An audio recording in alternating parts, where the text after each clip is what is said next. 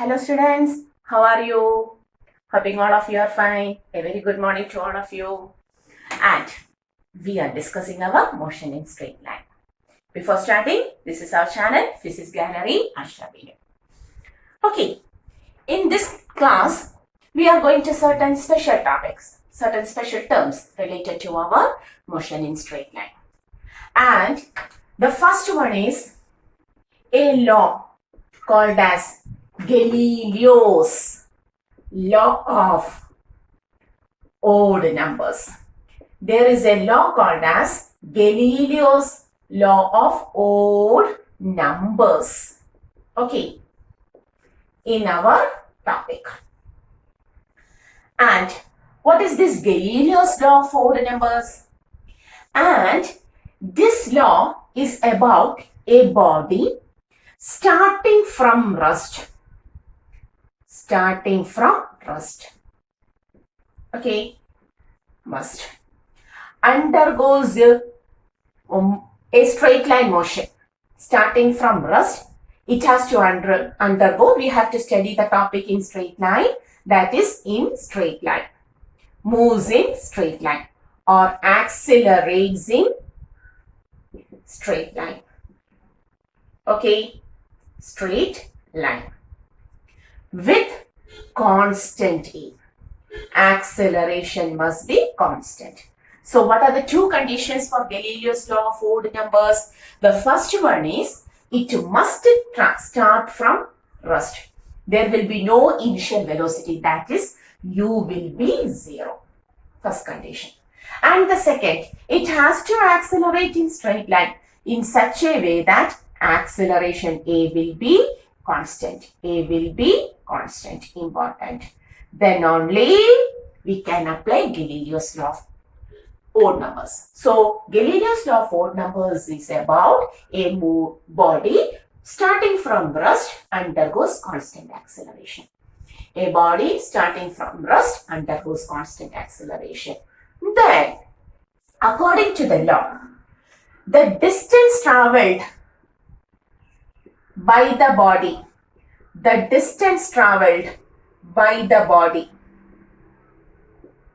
in successive time intervals,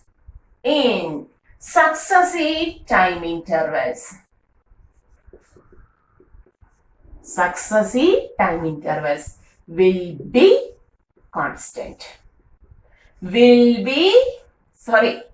The distance traveled by the body in successive time intervals will be in the ratio of 1:3:5:7:9:11:, and so on.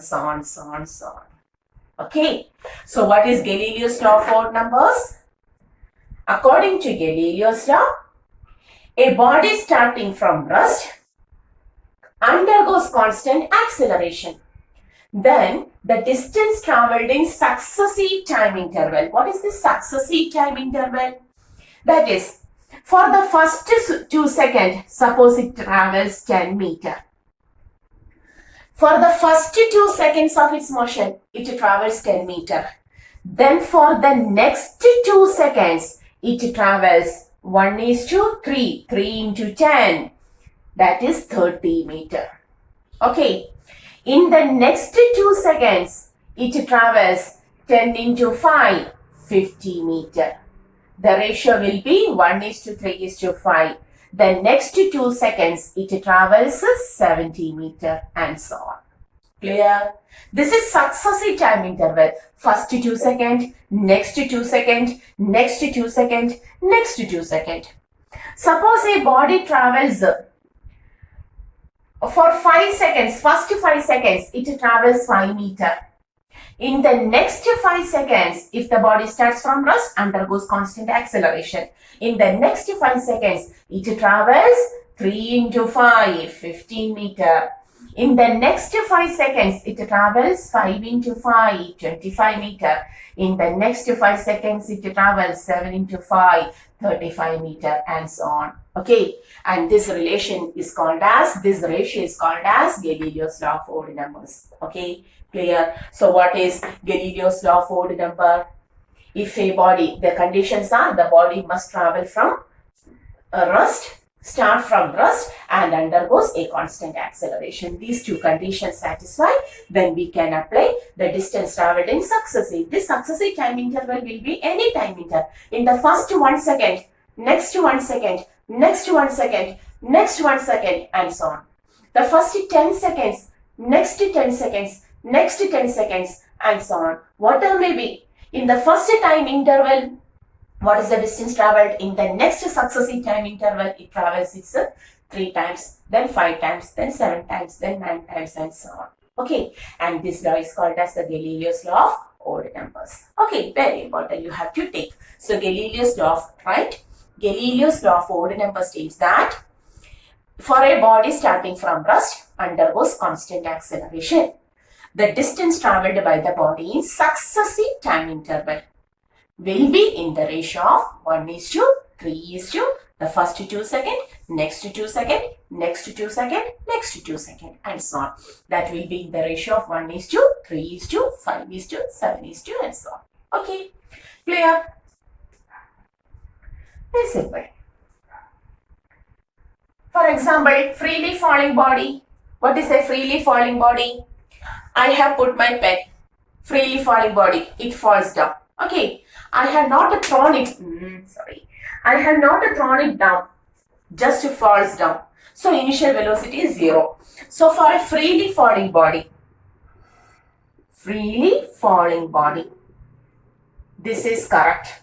Galileo's law of odd numbers is correct because starting u is 0. Undergoes a constant acceleration which is provided by the acceleration due to gravity. So in the first 1 second,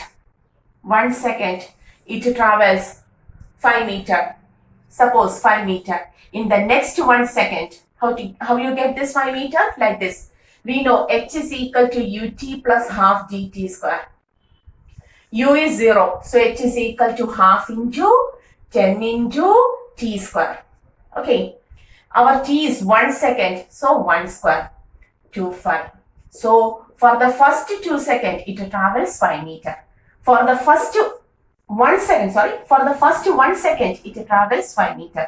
Then for the next 1 second, it travels 5 into 3, 15 meter. In the next 1 second, it travels, the ratio is 1:3:, 5:7:, and so on. 5 into 5, 25 meter. And in the next 1 second, it travels 7 into 5, 35 meter, and so on. Okay, and if you want the total distance traveled in 4 seconds, first 1 second, 5 meter. In the next 1 second, 15 meter. Next 1 second, 25. Next 1 second, 35. So what is the total distance traveled in 4 seconds? 5 plus 15 plus 25 plus 35. That will be the total. Okay, clear?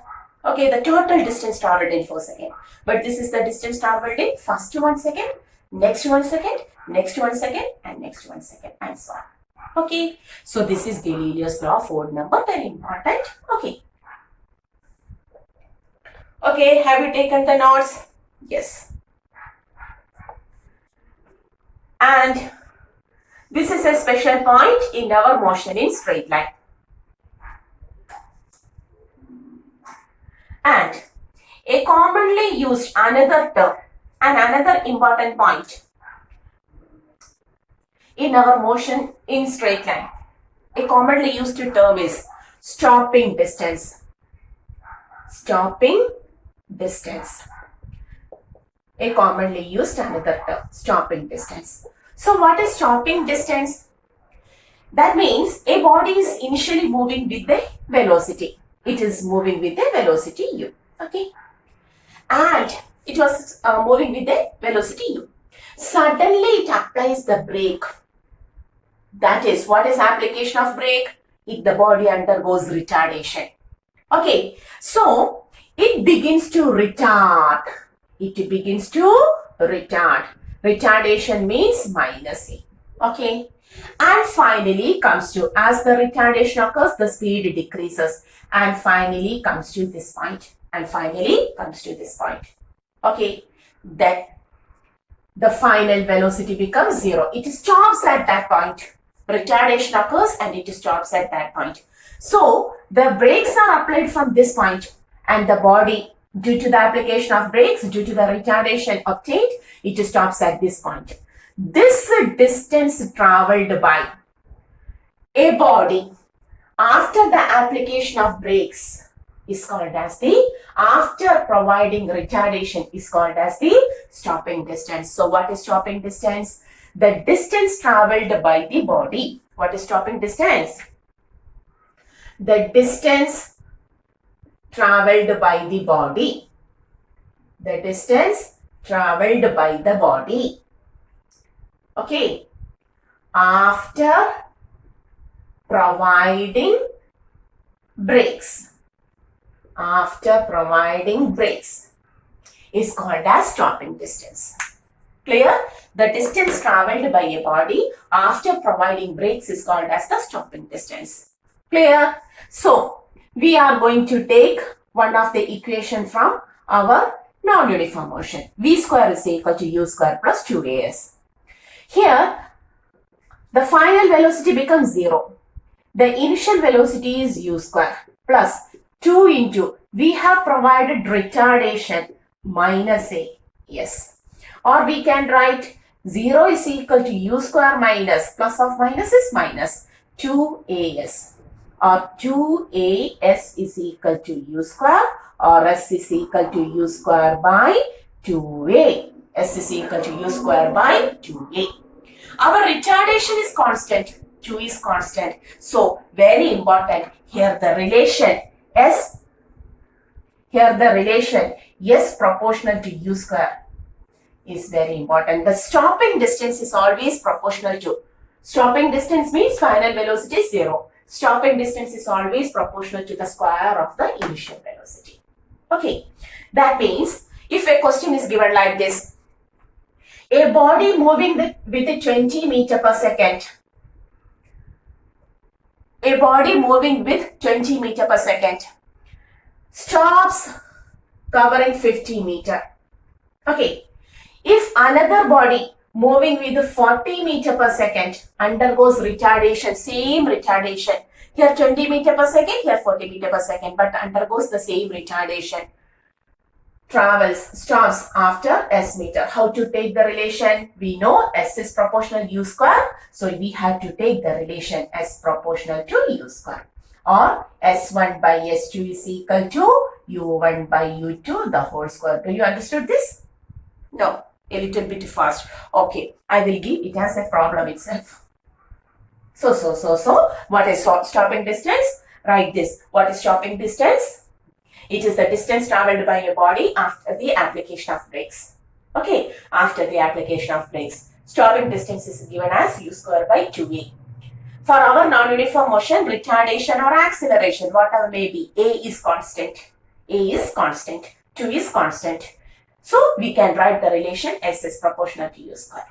Okay, in order to show this, I have given a question. So, where of this, you have to write what is stopping distance. Define it, then what is the equation for the stopping distance? The basic equation itself, we have just taken it.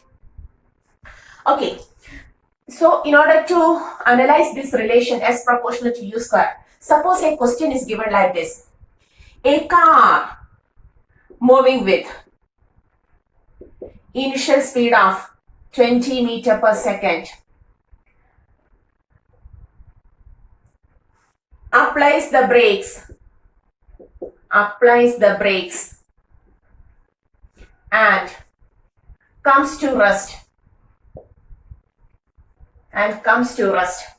after covering 50 meter.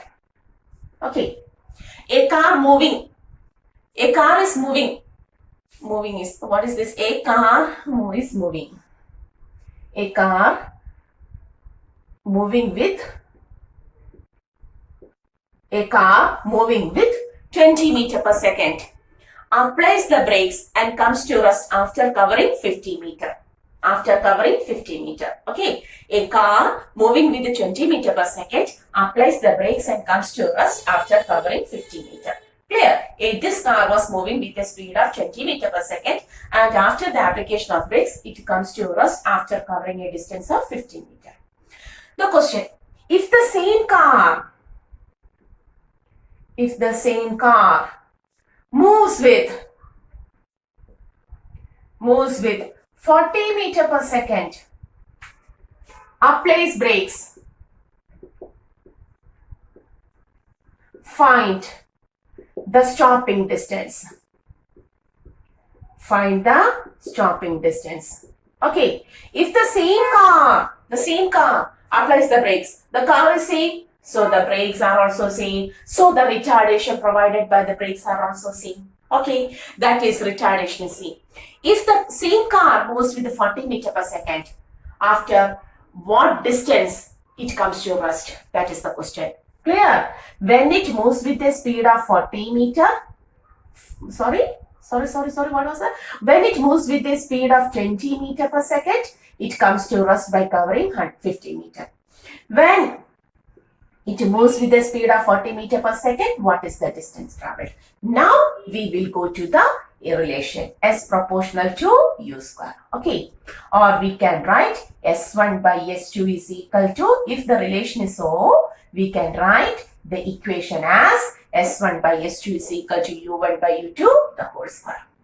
S1 is 50 meter. We want S2 is equal to U1 is 20 and U2 is 40 by. Okay, the remaining here 50 by S2 is equal to 1 by 2 the whole square. 50 by S2 is equal to 1 by 4, or S2 is equal to 50 into 4, 200 meter. Okay, clear? So, when the speed was 20 meter per second, the stopping distance was 50 meter. When the speed increases to 40 meter per second, the stopping distance becomes 200 meter. Clear? So, this relation is frequently asked as questions. Okay, clear? So, what is stopping distance? It is the distance traveled by a body after the application of the brakes. That is, after providing the retardation. Very simple. Okay, so this is also a topic in our motion in straight line. So, today we have discussed our Galileo's law of odd numbers and also stopping distance.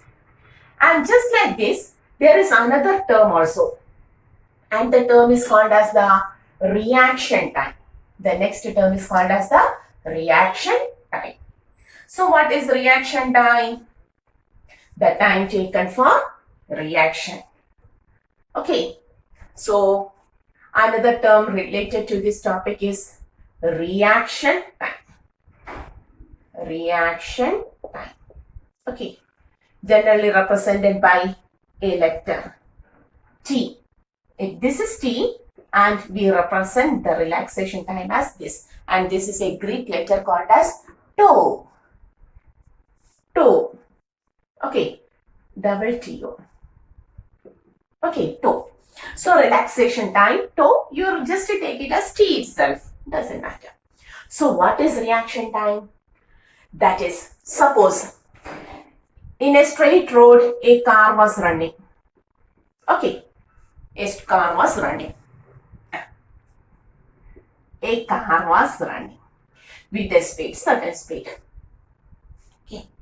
Suddenly, the driver in the car saws a boy jumps to the road and tries to cross the road.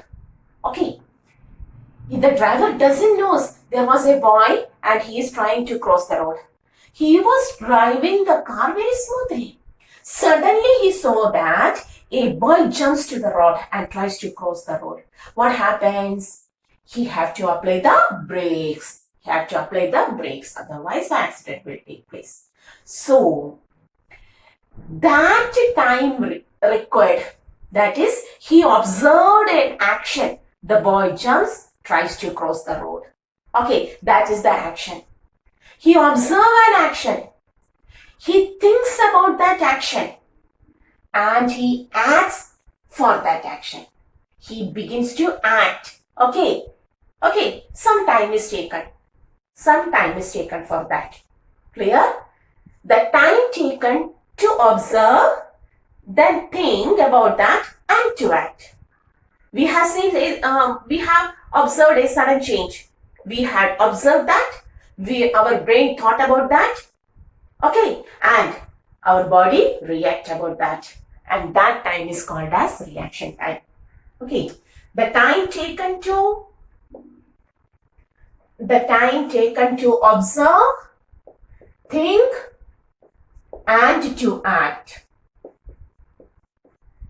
is called as reaction time. So what is reaction time?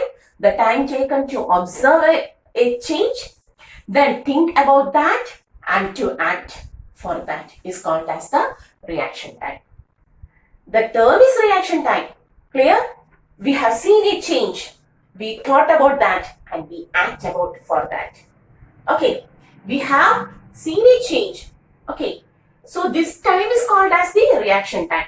But the equations are same itself. That is, you have to take V is equal to U plus AT. We thought about that and we apply the brake. The body comes to rest. Okay. Initial velocity, we have provided retardation. Then you have to take the equation as U by A, the reaction time T as tau as U by A. Or if you want the next equation, take the next equation, S is equal to UT plus half AT square. Okay. Our initial speed U, clear, and we have provided the reaction time. Clear? So we can use any equation for that. Okay, so this is also a term related to our motion in straight line. So what is reaction time? The time to observe a change, to think about that and to act is called as reaction time. So in today's class, we have discussed about certain terms. The first one was certain terms related, certain concepts related to our motion in straight line. The first one was Galileo's law of odd numbers. And what is Galileo's law of odd numbers? Tell me. For a body starting from rest, if it undergoes constant acceleration, then the distance traveled in successive time interval in the first 1 second, next 1 second, next 1 second. In the first 5 seconds, next 5 seconds, next 5 seconds. In the first 10 seconds, next 10 seconds, next 10 seconds. That is called as the successive time interval.